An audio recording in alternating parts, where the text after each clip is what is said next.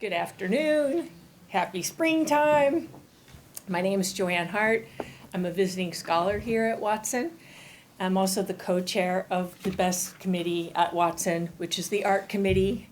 The much beloved Sarah Baldwin is our founder and co-chair of this committee right there.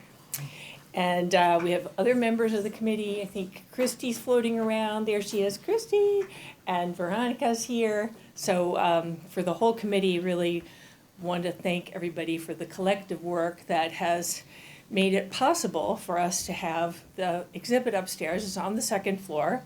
Here's the poster for it. It's called Back to School, the Emerson Prison Initiative Students Reflect on Unexpected Lessons.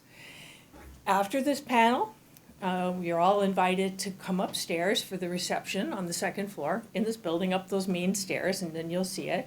And you can read the 7 essays by students in the EPI program. So that's what we're doing. And all of our Emerson College guests today are intensely involved in the Emerson Prison Initiative, and they will tell you themselves about their roles and their work. It's at the Massachusetts Correctional Institution in Concord. We invited these faculty and the writers in this EPI program to Watson so that we could spotlight and honor this important social justice work. We on the committee are inspired by this work, by the student essays you can all read upstairs. It's a privilege to have 2 of the 7 essay writers with us today. And we want this exhibit, this panel, this work to help inspire more access to education in prisons. And we especially want to thank you, EPI, for your hard, important work and for making this exhibit possible at all. So let me tell you about the panel, what we're going to be doing. We'll start with a brief introduction in a program context from Cara Moyer-Duncan. Cara is an associate professor at Emerson College and the assistant director of the Emerson Prison Initiative. Her scholarly interests are in the area of Africana and cultural studies. Next, Stephen Shane is going to be in conversation with our 2 guest writers. Stephen is the site coordinator for the Emerson Prison Initiative and senior lecturer in the writing, literature, and publishing department at Emerson College. He also coordinates the Emerson partnership with Charleston High School, among other things. Our 2 guest writers are both alums from the Emerson Prison Initiative, Ahmad Bright, Vice President, A Bright Future, and Mac Hudson is the Community Liaison Coordinator for Prisoners Legal Services of Massachusetts. Both Ahmad and Mac will tell you more about themselves. Then before we open to question and answer, we'll get some reflections on the EPI program from the founder and director, Mneesha Gellman. Mneesha is an associate professor at Emerson and the author of a very important recent book, Education Behind the Wall, Why and How We Teach in Prison, out from the University of Chicago Press. This book includes chapters by Cara and Stephen, as well as Bill Littlefield, who also teaches with the EPI program at Mass Correctional Institute in Concord. And Bill is here with us. Thank you, Bill. So congratulations for this volume, for this work. Thank you very much. And let me now turn to Cara to get us going. Thank you. Good evening, everybody. Can you hear me okay? Okay, well, I'm really excited to be here with all of you, celebrating the intellectual and the creative work of Emerson Prison Initiative students. First, I want to thank Joanne Hart and Sarah Baldwin for inviting EPI to collaborate with Art at Watson on this project. I want to thank Stephen Shane and Bill Littlefield for working with EPI students on their essays. I want to thank Justice, Randy, Alex, Kevin, and Maurice, EPI students who are currently incarcerated. and they're unable to be here with us tonight, but who participated in the essay writing. And then, of course, also Mac and Ahmad, who are here and who you'll have a chance to meet shortly, for embracing the spirit of this exhibition. And I want to also thank them for their hard work on these essays. And of course, thanks to the Watson Institute for hosting the exhibition. The Emerson Prison Initiative was established in 2017 at MCI Concord, which is a medium security prison for men about 20 miles northwest of Boston. Students who are admitted into the program work towards a bachelor's degree in media, literature, and culture. These are areas of specialization that Emerson College is known for. In terms of content, structure, rigor, EPI students take the same courses that students at the Boston campus take. The conditions that they're learning in, of course, are different. We can list off a long list of examples of how, but it includes they don't have access to the internet, and most students handwrite their essays, amongst other things. The essays featured in this exhibition were all written by students who are part of Cohort 1. The first group of students admitted into EPI. In 2022, 8 students in Cohort 1 became the first EPI students to earn their BA degrees while incarcerated. And 3 students who are in Cohort 1 were released from prison and are actually working on completing their degrees at Emerson's Boston campus. And that includes Mac and Ahmad. In 2021, EPI admitted a second cohort of students who are now in their second year of college, and we are currently recruiting for a third cohort of students that we hope to admit this spring. In 2022, we also began offering courses at Northeastern Correctional Center, which is also located in Concord, so that students who have had a change of status within the Department of Correction can continue making progress towards their degree, even as they've been classed down to minimum security prisons. EPI also recently launched our Reentry and College Outside program, or RECOUP, to support formerly incarcerated students as they transition to life outside. EPI believes that access to a high-quality education that recognizes the potential of and nurtures each human being is a fundamental right. The public policy conversation around increasing access to college and prison often focuses on recidivism rates and employment. Those things are certainly important, but what we see with these essays is something different. We see the impact on incarcerated college students as readers, as thinkers, as creators, as fathers and sons, as civically engaged members of the communities that they belong to. These essays reveal the transformative power of education, which can allow incarcerated people, whether they have a short sentence with an imminent release date or a life sentence with no release date, to imagine different possibilities for themselves and their futures. So thank you. Great, thanks. Now, let's turn it over to you, Steve. Okay, great. So I had the pleasure of working with the students on their writing. And I had the pleasure of doing so with Bill and Tara, who's here. Hi, Tara.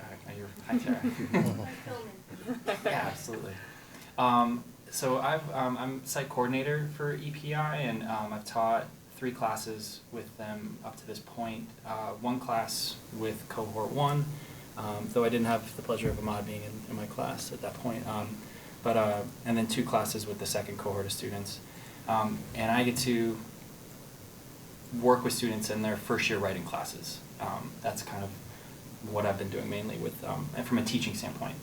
And having the chance to come back and work with students on these particular essays was, I don't know, it was interesting to see Cohort 1 years after the fact, you know, and to see how they'd not only grown as writers, but as, also, it's not so much that they'd grown in terms of, it was more so kind of the ways in which they were articulating themselves a little bit differently and kind of using, and Mac, I'm thinking particularly of your essay here where you're talking kind of about how EPI,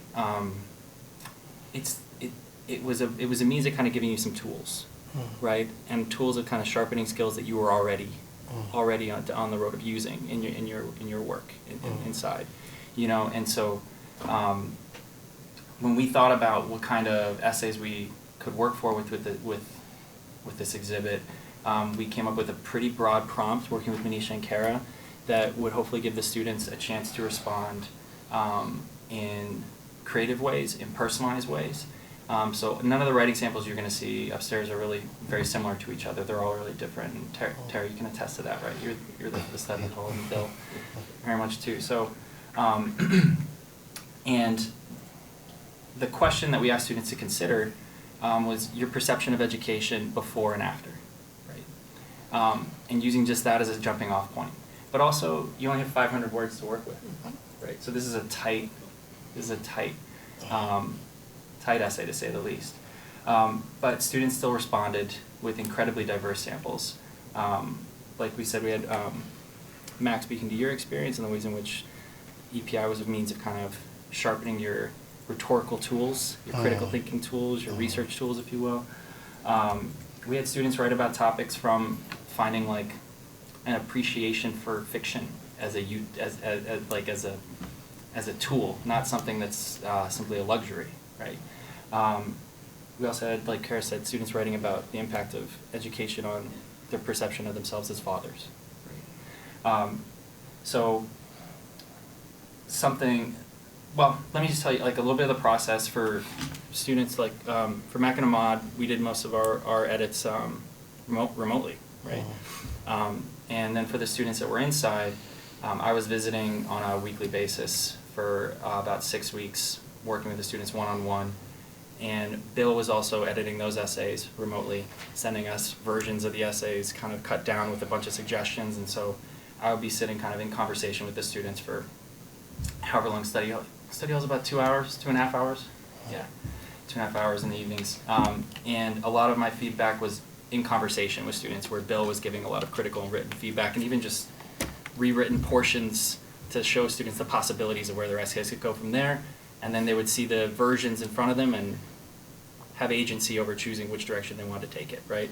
And I think that's also part of the point of having such a broad prompt, is that the idea is to give students agency in telling their stories, right? To not have them leading towards a certain message that we're trying to deliver. It's how they want to talk about their experiences. So let's actually talk to the writers. So Mac and Ahmad, I guess I just wanted to ask you to start off with, how did you think about the process of responding to such a broad prompt? Like, where did you begin? Did you know kind of where you wanted to take it from right away? I mean, what were you thinking? Can everyone hear me? Okay. I just want to give a big thanks to all of you for being here with us and allowing us to share our stories. So for me, I kind of came to the whole writing process actually already having done a lot of writing that kind of overlapped, because while I'm a sophomore at Emerson, I'm actually looking to transfer to another university that has a program that I'm interested in, and a part of the application process was to give a long arc of your educational background from the time you were young up until present. So I kind of had a lot of material to work with. So my process was taking the maybe 8,000 words or 5,000 words that made up that essay, and I sent it over to Stephen, and he looked at it. He made the first round of cuts, sent it back to me with his feedback, and I took all of his edits and added my own, and then we did some further cutting, and that's kind of how I was able to compose or craft my essay. Hi, my name is Mac Hudson, and I'm happy to be here with all of you. And like Ahmad, I appreciate all you coming out to listen to us. So about my process, I would say I had no idea which way I was going to write. I think for me, I have a demanding job, and I'm balancing along with trying to, enjoy all the pleasures of being with family and all those things again, and just getting reacquainted with the social structures around me again. And so balancing all those things and then thinking in terms of the prompt really kind of made me go back into when I first became curious about education, and then how long it took for me to actually have that experience of really understanding what was the mythology of college kids learning. Like, what do they use? Like, how do they train them? So I was curious about those concepts. But I guess the reason why I emphasized a lot of the things that I did in the way that I did was because I think for me, as I thought about the process, it was that I did a lot of self-educating of myself at the time, but you never know it all, right? I don't think anyone ever does. And so for me, it gave me the opportunity to kind of think about the ways that I've seen myself grown and being engaged and being exposed to other literature that I would have never been exposed to, never had the interest in reading. And then also adopting these rhetorical modes. And I like that Shane says that, because a lot of times, me being an advocate, I do a lot of avocation. Well, I did a lot of avocation behind the wall and still do in the capacity in which I serve prison legal services. But when I was exposed to the various different rhetorical ways of writing, that to me was so interesting, right? I mean, it made me say, I'm gonna take my writing serious right now, and I'm gonna get the most out of this class, and then I could see that when I really truly applied myself, I really, came up with some interesting concepts and ideas, that really kind of surprised me. I mean, I was like, I thought I wrote all right before, but this is kind of good, So, I mean, it just made me think about all those things, and then what did I wanted to convey about the importance of just having that opportunity to kind of discover those things, right? Because most people would consider that at the time when I joined EPI, that I was someone that was really well articulate and could, and I wrote legal briefs and fought legal cases and with much success. So, you would think that, what more could, what benefit would it be for me to join EPI? But for me, I can tell you it was great benefit, great. So without holding the podium hostage.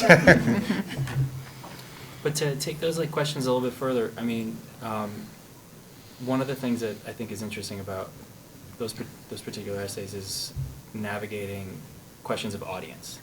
Right? Mm-hmm. And so Ahmad, you were saying how you're getting ready to you're in the process of applying to this program that's asking for kind of a life story around education, right?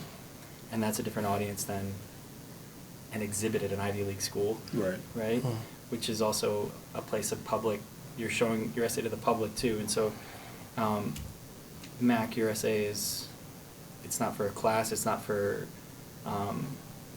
the legal services you work a lot with, but you're still kind of thinking about how you present your story to different people in different spaces, right? Mm-hmm. And in negotiating that, I guess I just wanted to ask you, who did you think of as your main audiences in writing these pieces? Right. So for me, I think my main audience was myself.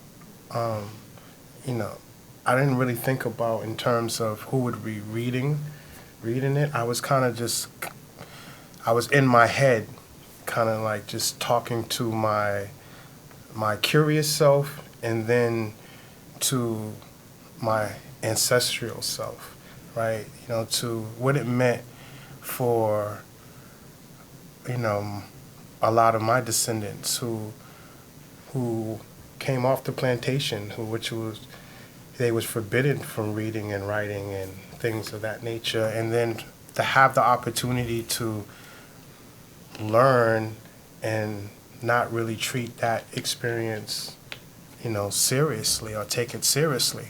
So for me, it was really talking to the various different sides of myself, and then coming to the conclusion of why or how I enjoyed being in this present moment. For me, I kind of had a more general audience in mind, but really anyone who has a curiosity in education as well as social justice and criminal justice in general. I think that the opportunity that we had as EPI students or college behind bar students in general is one that people have a slight awareness of, but there's still a lack of visibility there that I feel as though needs to get the spotlight. And with that in mind, I kind of wrote this piece for kind of the general population, because I feel like, we need to, more, everyone needs to know about this, about the benefits that come with education or access to education in prison. And I feel as though the more that people do become aware of it, and the more that people are able to kind of see and measure the progress that, results therefrom, the better we are going to be as a society, right? And just in terms of how we treat people in our criminal justice system, and the better the individual lives of the people who benefit from the education will be, and that extends to their family and their families as well. So I think that for those reasons, I kind of had a very general audience in mind when I wrote my piece.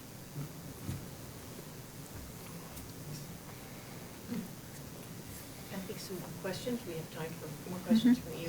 You have to just kind of draw it out for us, because you all know and we don't. So. Sure.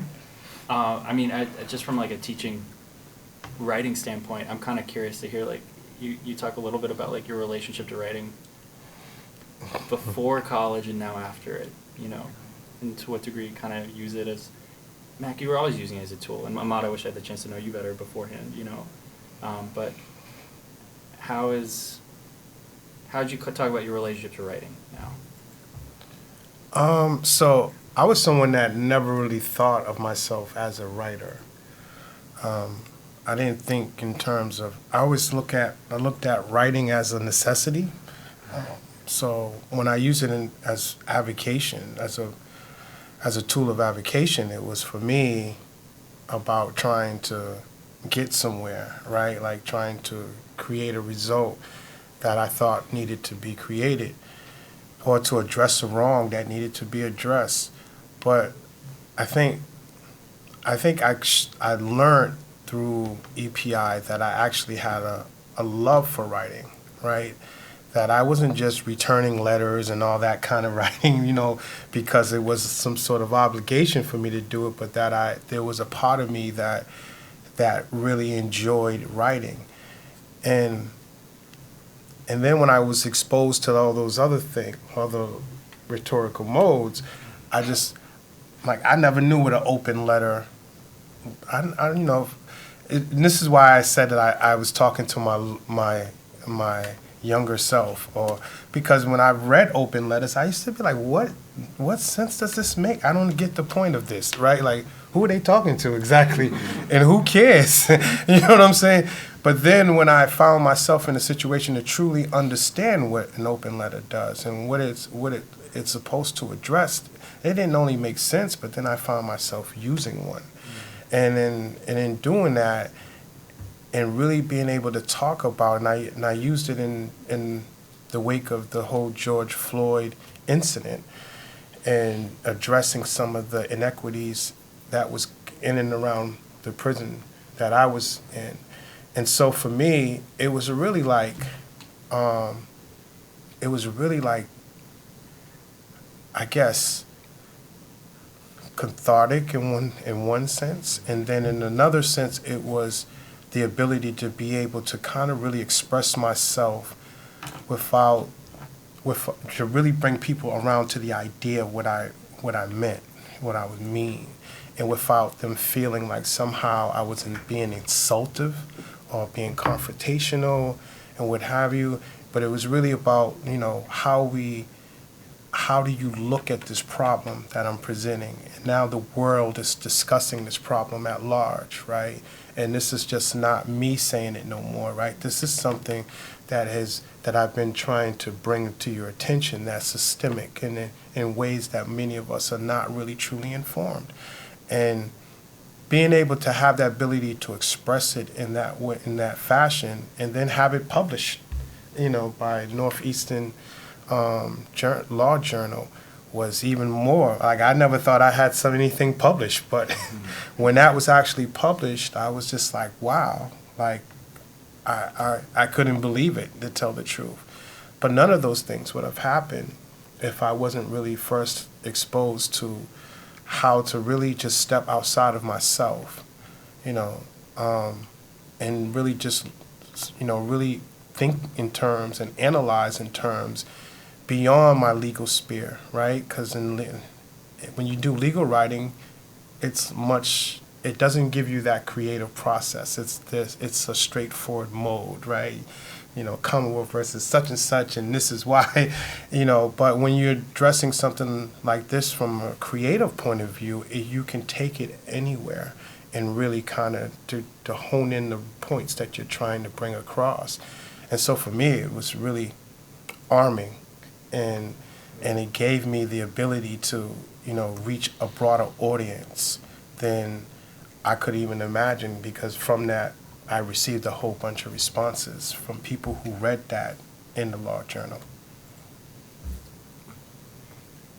Can you repeat the question? I'm sorry. Just your relationship to writing as Right. a skill, as a practice, as a means of critical thinking, like before and after Right. college. So before college, and I guess during college and even presently, I like the product of writing, although I don't like the process of writing, right? But before EPI, I had the privilege of working very closely and one-on-one with a Brookline High English school teacher, and she and I worked for the better part of 5 years. Initially, it was for me to take an English course, which was all I needed to graduate high school. I got incarcerated at 17, leading up to my senior year in high school.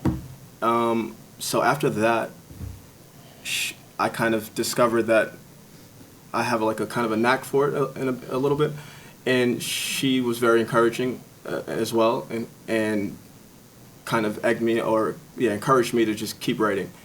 So I think I was already an EPI student when I started a manuscript, a prison memoir rather. So I definitely have a relationship to writing, and it's like something that I know I can do, but I often kind of don't do it. But it's definitely something that I can say 100% EPI made me a better writer, a more skillful writer, a more kind of nuanced writer. I was able to kind of link ideas in sort of seamless ways as a result of my being in EPI. So just overall, I would say I had a pretty strong background with writing prior to EPI, but my writing definitely improved after EPI as well. So. I'm gathering that we have another EPI faculty, is that right?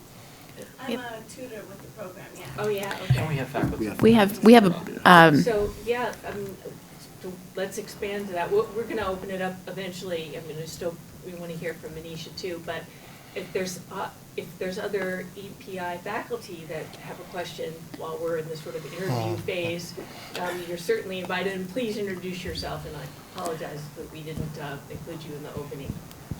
do you want me to just go ahead, Wendy? Hi. Yeah, I had the privilege to teach cohort 1 a couple of classes, and Oh, thanks, sorry. One of the things that I was really struck by in the teaching in EPI is the community that the men formed with one another. So I'd love to hear, Ahmad, Mac, if you guys want to speak to how you've talked about, a lot of these questions have been about how writing has been for you, but how do you see your own writing within the group of the cohort, and how has it been a part of your relationship with your fellow students? That's a good question. It is. Yeah. I mean, for me, I have definitely seen members of my cohort grow in ways that surprised themselves. And so, we always tell the story about our brother Maurice, who could not, for the life of him, he could not stand before an audience and talk at length without breaking into a cold sweat and damn near passing out, right? But to see him come through by mid, maybe 2 to 3 years in, he was a completely transformed individual.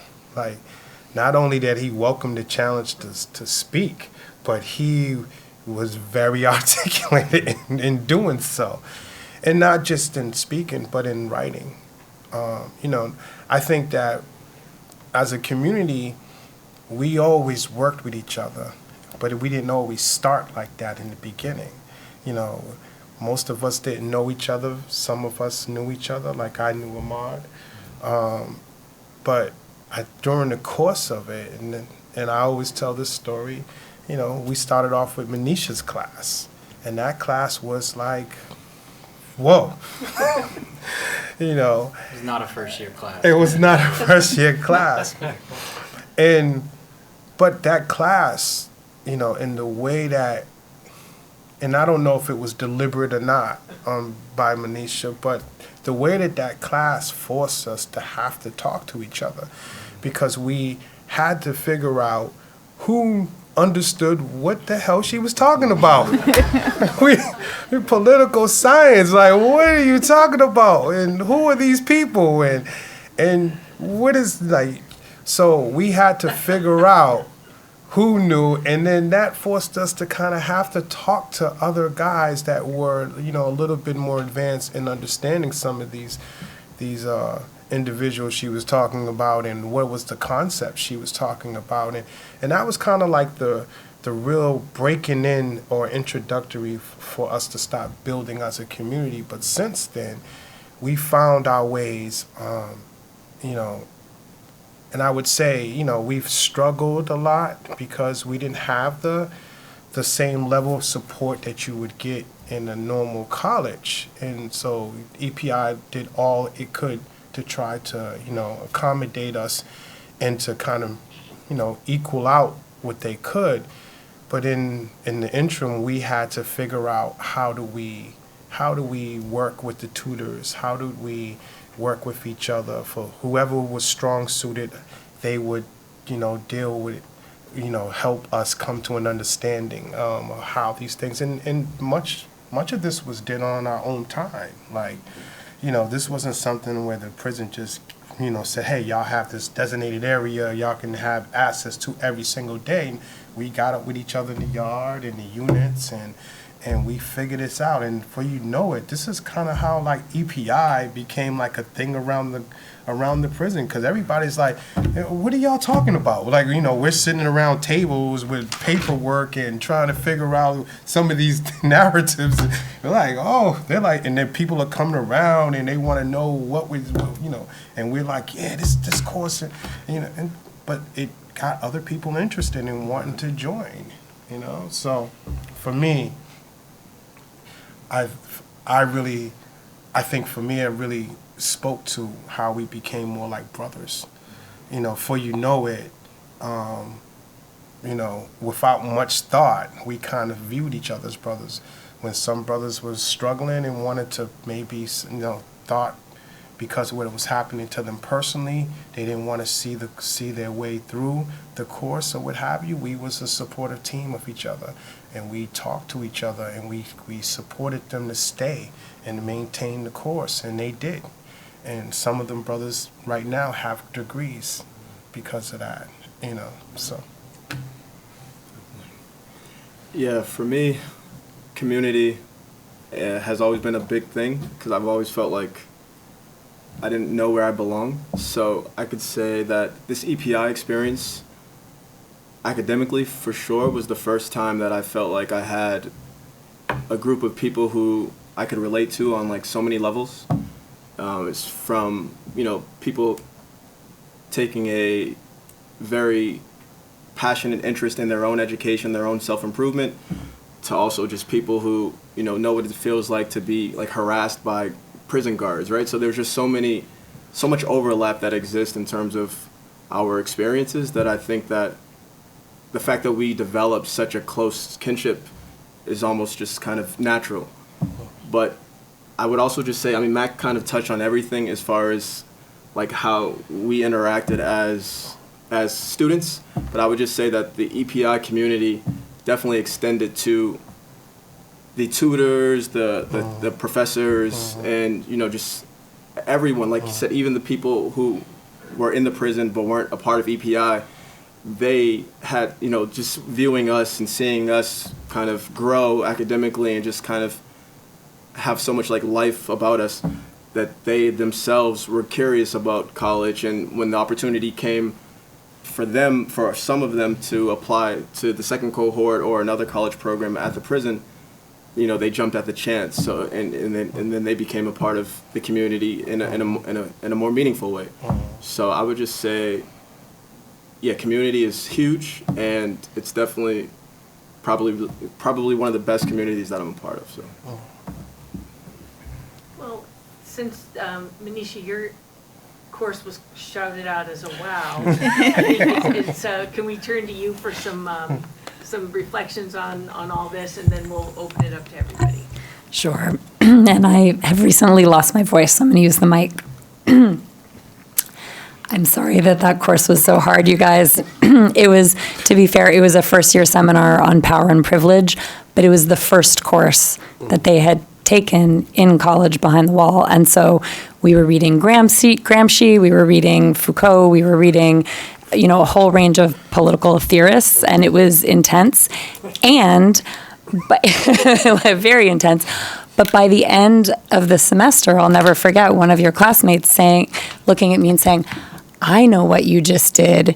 You just gave us the tools to understand the rest of college, right?" And I was like, yes, that was exactly what the purpose is, because we have to understand the hidden transcript of power and how it operates in order to look at education and the social hierarchy that it reproduces, the meritocracy that it's part of, the credentialization that it's part of.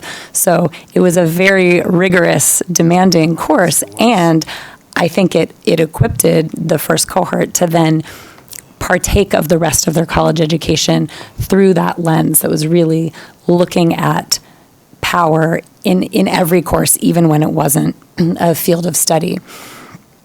I wanted to, and I'm sorry that I sound so squeaky, thank you for bearing with me, in thinking about what the writing did for the cohort, and also thinking on the unexpected lessons of college. I'll just share today in my class at the traditional free campus in Boston, my students are reading this book that Cara and Stephen and Bill and Wendy all have chapters in.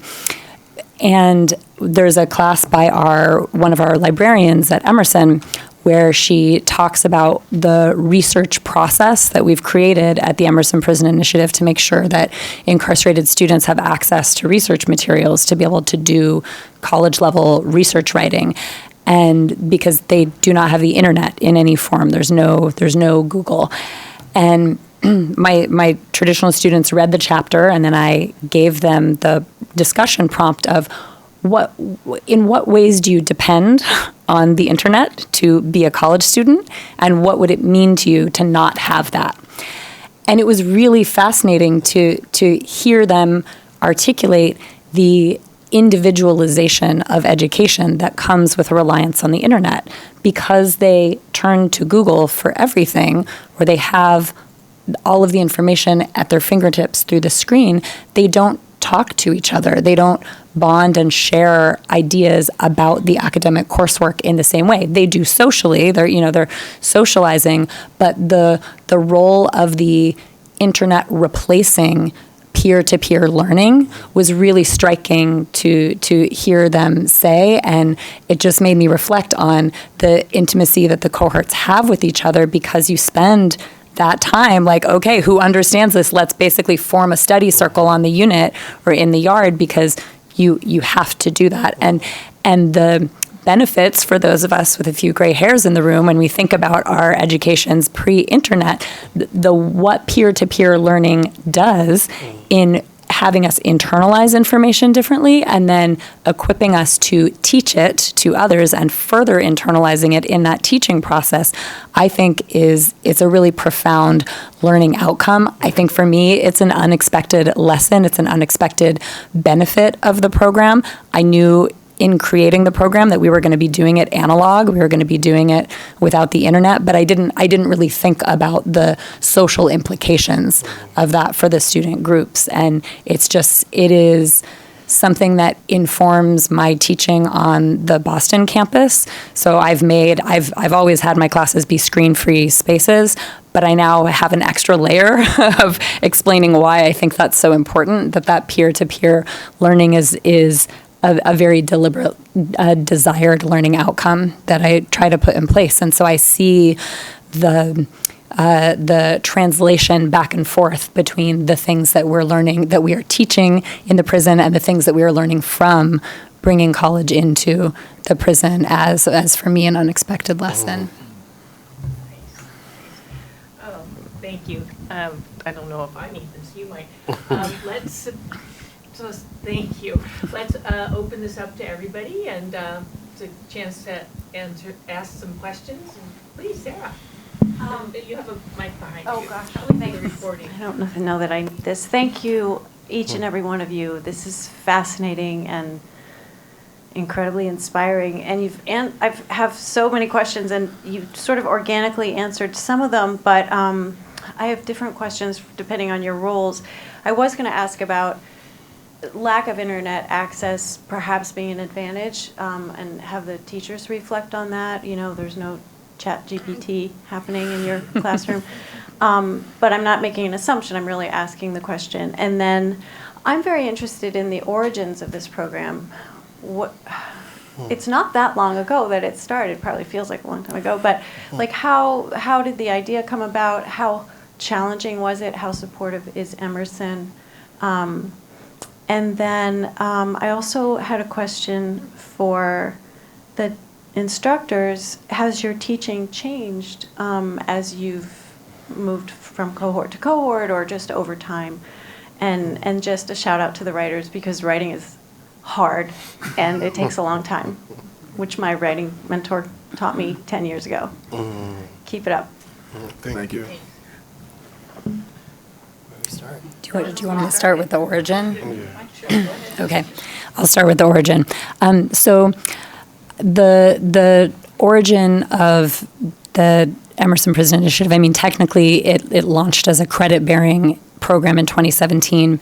I started my tenure track job at Emerson in 2015, and so it took me a couple of years of finding my footing there to create the program. But when I was finishing high school, I had a parent incarcerated, and so for me, it was a life-changing moment that just focused my energy and attention as a social change activist, which I was already interested in being, on the criminal legal system as a space to do that work. And so I do a lot of different kinds of human rights work now in my professional role. So intervening in prison is one of the hats that I wear, but it's a one that's deeply personal. It didn't have to look like EPI. I think it has ended up this way because education itself was so transformational for me in getting to rewrite my own story from my family origins. I ended up at Bard College as an undergrad right at the time that the Bard Prison Initiative was being launched. That's now one of the leading college and prison programs in the country. And I was one of the first student tutors to go into 3 different prisons in New York as a volunteer and actually do the role of a tutor as an undergrad. And then after college, I did both one-on-one counseling and also facilitated writing groups at Pelican Bay State Prison, which is one of California's supermax prisons in the north of the state. So I've been doing volunteer work in prison in a lot of different contexts for many years. And then in arriving at Emerson and arriving in a tenured line position where I felt like there was some longevity, I was just thinking a lot about resource redistribution and how I can use the platform that I have at Emerson to try to redistribute resources as much as possible. And I really look to the many broken pipelines that we have as a society as a place of significant personal but also structural intervention. And so creating a degree granting program, and there's a lot of prison education programs, there's a lot of post-secondary programs out there in the world that do not have a matriculatable degree. We give an Emerson College bachelor's degree to people that complete our program. So that felt like a really meaningful structural intervention in addition to the very immediate and personal benefits to our students and graduates. I'd be happy to speak to what it's like to teach in a classroom without cell phones or laptops. It's amazing because you have all the students completely focused on the reading, the topic, the issue at hand, and the level of engagement is extremely high. The students, for the courses inside that I've taught, do all the reading. And so it's amazing the kinds of robust conversations that you can have when not just some students, but all students come to class so fully prepared to engage with the material. You could just throw your lecture or whatever aside because they had ideas about what they wanted to talk about and you're just going to go for it, And so for me, it was really wonderful. I mean, it was the most dynamic and vibrant teaching experiences that I've had, and it really made me love teaching in a different way. So I think there's something that we can actually, learn from that. What happens when you don't have Google, when you don't have text messaging and smartphones and all of this happening, and you just direct your attention at one another. So I think that is another unexpected lesson, and it is a gift in the EPI classroom. Anybody else? I'm happy to take another question, but I don't want to cut anybody off. You speak. Okay. Yeah. I was just gonna say too, I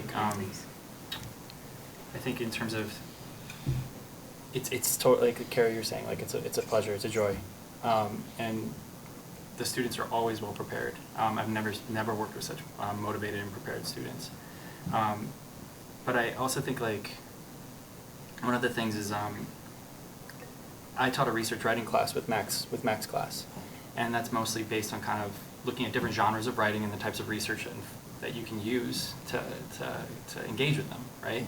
And how the boundaries between those genres are very malleable, right? Porous. And how do you teach research in a prison?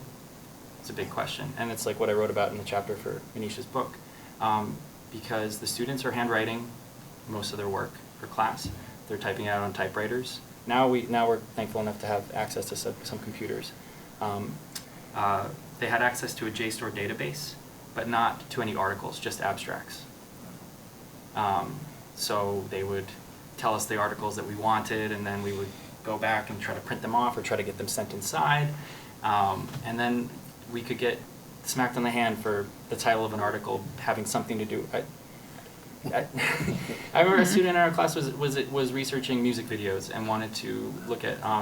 He requested an article that was about the quote pornographic gaze, and prison didn't know what they like. It's just kind of this very arbitrary idea of what kind of resources we're bringing in and why. But I think while we couldn't provide all the same materials that students have on a normal campus, something that taught me as a teacher was to lean more into centering the students' experiences as part of the classroom itself, and not just like their voices in the classroom itself, but actually getting students to think about their experiences as meaningful means of research, to look back at their experiences and find a way to insert them into the projects of the classroom, to write a research paper from the first person perspective, right?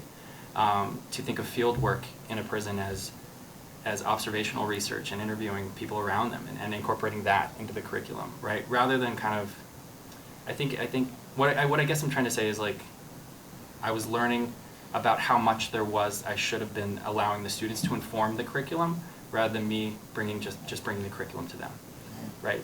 Because BPI, EPI they're doing such incredible work, but one of the things I just want to be wary of is also making sure that like the students are transforming our curriculum as well.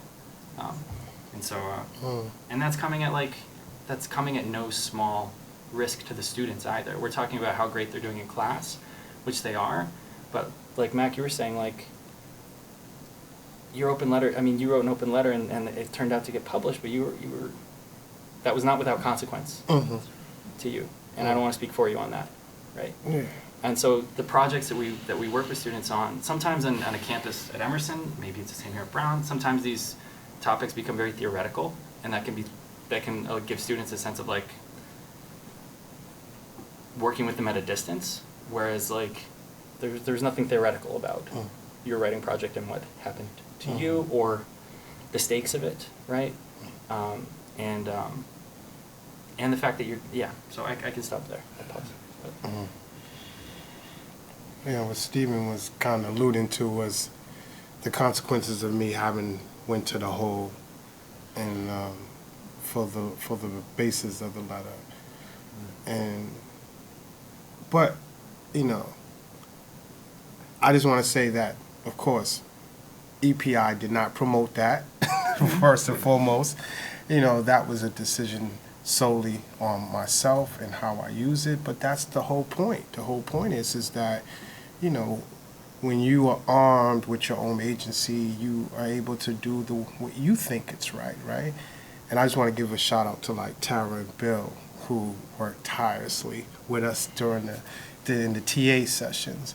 I mean, I sent Bill so many drafts and drafts and drafts and drafts that I thought for sure he was going to quit. He wasn't coming back no more. But, but he always responded with with my edits and, let me listen. It's fine this way if you want to improve it. Just it's up to you.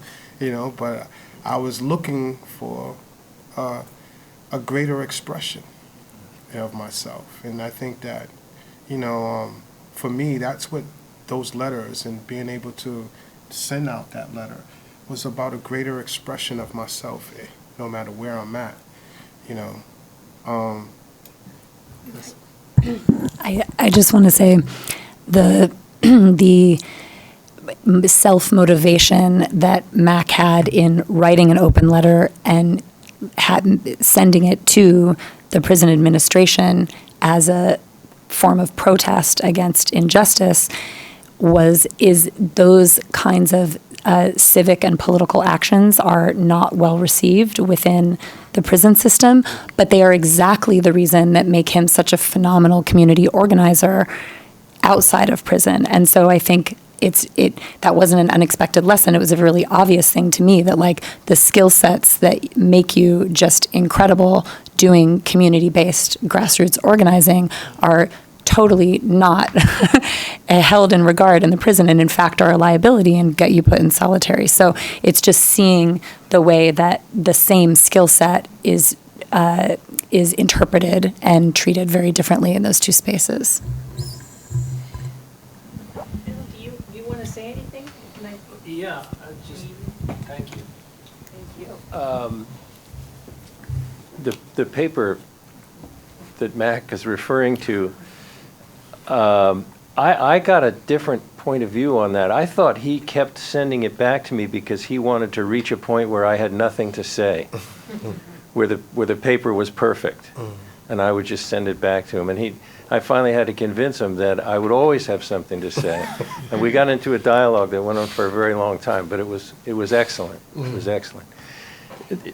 The point about community, I think, can't be overemphasized. And the only point I want to make about that is these guys work very hard in this program, and they feel tremendous camaraderie, and they succeed together. But they also have a lot of fun.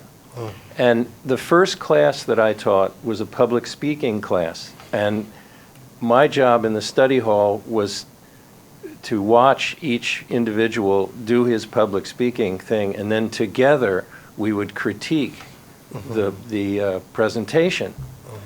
And then eventually they would give the presentation to the professor later on after we had done all our polishing that we could.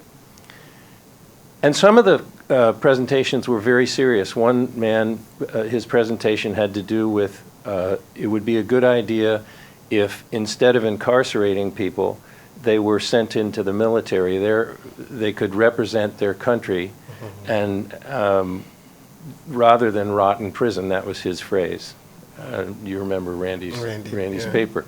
And it was very serious, and there was quite a lot of discussion afterwards about pro and con, and here's why this would never happen, and here's how you'd have to present this in order for people to take it seriously, the whole thing. And it was very, very interesting.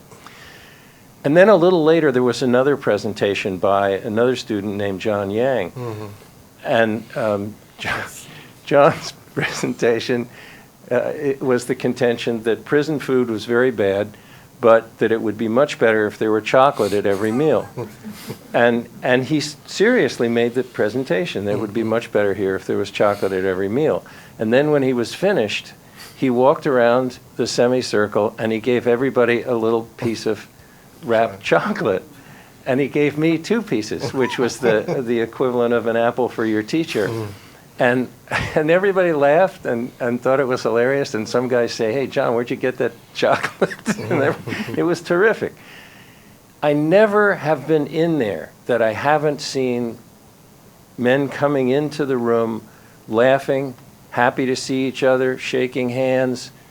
It's a community. It's a very, very strong community. And I take the word of all the people that I've known through this. It is spreading. It's something that people pay attention to. It's a powerful, powerful force, not only for the people who are getting their degrees, but for the people who are living in the same circumstances. And it also has been a transformative experience for me. I taught for 39 years in a standard college, an English department. I've never had experiences anything like the ones I've had teaching at EPI. So I'm hugely grateful for the opportunity to have been involved. Yeah, we got a little bit of late start, so if you don't mind, we'll take a couple more questions and then we will finish it up. Do you have access to the microphone there? Sarah has that. Thanks. Hi. First, I got to say, Ahmad, I don't know what your company does, but A Bright Future is the best name of an organization I've ever heard. I didn't come up with it. No, whoever did it is great. So I think I have a single question, but I think it's a single question from 2 different perspectives. So it is, and maybe Mneesha, you're best to answer this. How did you promote this in 2017? And I mean, you could talk about whatever you'd like. I'm not interested so much in getting it through the regulatory wickets, but like to the students, how did you promote it? And then for Mac and Ahmad, what about the promotion, the messaging of it really like got through to you and said, yeah, this is something I'm gonna do? First, let me just say, because I think you had asked about the acceptance of the program, and EPI we were initially approved as a pilot program, so this isn't about the wickets, but just I think I brought EPI to Emerson leadership at a time when the institution was really looking at itself as a predominantly white institution, a predominantly privileged institution, and asking itself, what are we doing to be part of the social change that needs to happen at a larger level in society. And so because of that, it has been very, very appreciated by the administration. And I think in terms of promotion, it was fairly straightforward in that we created a one-page info sheet about the program, and then all college eligible people, so anyone that had had a high school diploma from outside prison or a GED or HiSET equivalency that met a college eligibility criteria, were invited to come to an information session that I and a colleague from the Bard Prison Initiative, who initially provided some technical assistance in terms of doing that process and running our first round of admissions, held. And we had about 100 people in the room, and of those, about 90 people applied for 20 slots. We had liberal arts-based essay prompts, and people in the first round, we did it as a timed essay. We've now moved to it being a take-home essay application. We collected those 90 essays. They were read by a panel of 5 faculty members, including myself, and then we invited 40 of the most promising writers to do an in-person interview at the prison with myself and the person from Bard, and then we offered admission to 20 people. So we did very little promotion for the students. I don't know if there was more promotion I didn't know about, but it was more like, oh, the lecture series, thank you. But that was prior. Yeah, so we did 4 or 5 guest lectures. Cara gave a guest lecture, a handful of other faculty did a guest lecture the year before the program launched. So, but those students were handpicked by the teacher, the DOC staff, the Department of Corrections staff in the school, and only a handful of the students that participated in that lecture series ended up being part of our first cohort. So that was part of promotion from our perspective. So for me, when I seen it posted on the walls,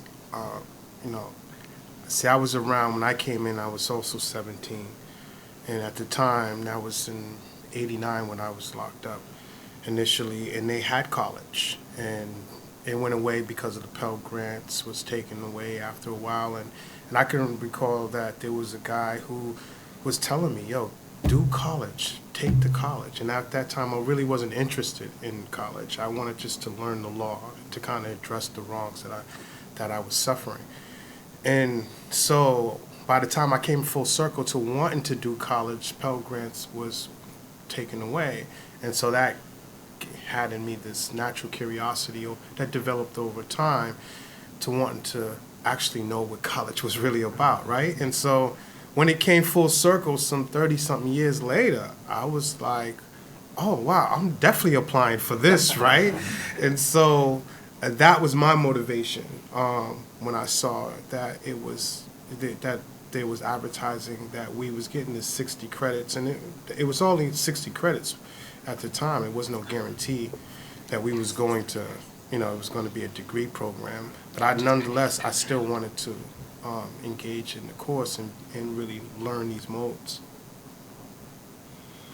Yeah, I didn't have the privilege of all the promotional stuff beforehand, so I wasn't a part of the lecture series, nor did I participate in the information session. But I kind of heard from everyone else that had signed up to take the timed essay that had happened, and if I wanted to participate in that, I had very little time to put my name in the hat. So education has always been big in my family. It's always been big in my life. So it wasn't really a matter of me buying into the idea of going to college. It was like, oh, okay, this is great. I can go to college while incarcerated, where there's literally nothing to do anyways. So it was pretty easy sell for me. One last question before you were going to say something. Okay. It was a very similar question. Following up on your question, because that was something that was interesting to me as well, but what happens to the students who are not selected into the program? And is there an option for them? Do some of them get in later on? Does that create tension? Well, Ahmad and Mac should speak to the tension part.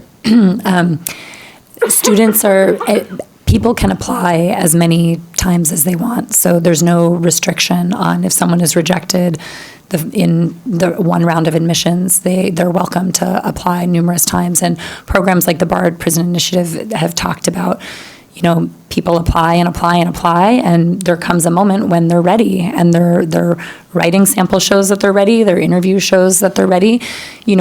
Ultimately, I think what distinguishes programs like the BARD program and EPI is we're still a highly selective college program. People who are admitted into EPI become admitted students of Emerson College on our MCI Concord campus. So it's not the same as bringing vocational programs behind the wall or other sort of volunteer or post-secondary programs that are not associated with degrees or are even run through a community college where the principle is different. Those programs are trying to be open to everyone, and we're trying to maintain a selectivity that we appreciate in our home institution, or I should say that our home institution appreciates. So we navigate that. I navigate that as diplomatically as possible. In the first round, I remember working on iterations of the rejection letter that I sent to all the people that didn't get in over and over and over, like editing it, just imagining what it would feel like myself to receive that. And, there was a little bit of hate mail that came from for someone that didn't get into cohort 1, and there was a little bit of hate mail that came from someone that didn't get into cohort 2. So I understand that the emotions around something that is such a rare opportunity to get to redefine the self and feels like a once-in-a-lifetime opportunity in a way to not get that can be really emotionally devastating. We try to have admissions again, not have it take 5 years to get to admit another group so that there continue to be opportunities. But I think it is devastating for some people, and other people may not show that and may brush it off. But ultimately, it speaks back to we have to maintain that selectivity in order for it to be an extension of the college. But maybe Ahmad and Matt can tell us what was going on in the units when those letters came out. Well, I can tell you that a lot of people were dissatisfied with the process. Because when they looked at some of the people who were there, they was like, oh, I'm smarter than them. They didn't really understand that it wasn't about smartness. It had everything to do about what you wrote about and how you used your techniques, your writing techniques to convey that message. So, but I think that what happened as a result, though, was that those dissenters really became advocates in the end because they understood that this was a pilot program, and the more success that we were having would also lead for an opportunity for them to possibly get into in the future.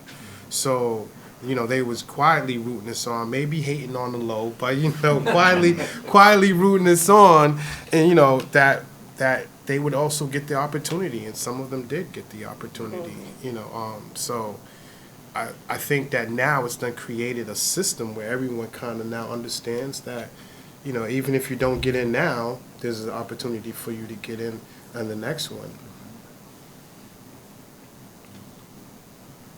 Anything to add to that? Not particularly. I'll also say that we have, in our second cohort, we have multiple students who have written about their experiences being tutored by students in the first cohort, being prepped to apply to and we had an idea that was going on, but not that much. It's just there's so much. The community that I think, and I don't want to speak for you guys, but community extends beyond just the students in the class. Most definitely. It does. Yeah, I think you have a community of people that even came here today, which is great. I want to remember to say that this exhibit is on the second floor, and that we also have a reception up there so that we can continue this conversation. Emerson folks had terrible traffic to come down and hasn't even got to see the work on the wall yet. So I want you to get up there and see it. And the fact that other faculty have also come, it's just wonderful for us. appreciate every part of this. Thank you very, very much. Well, thank you.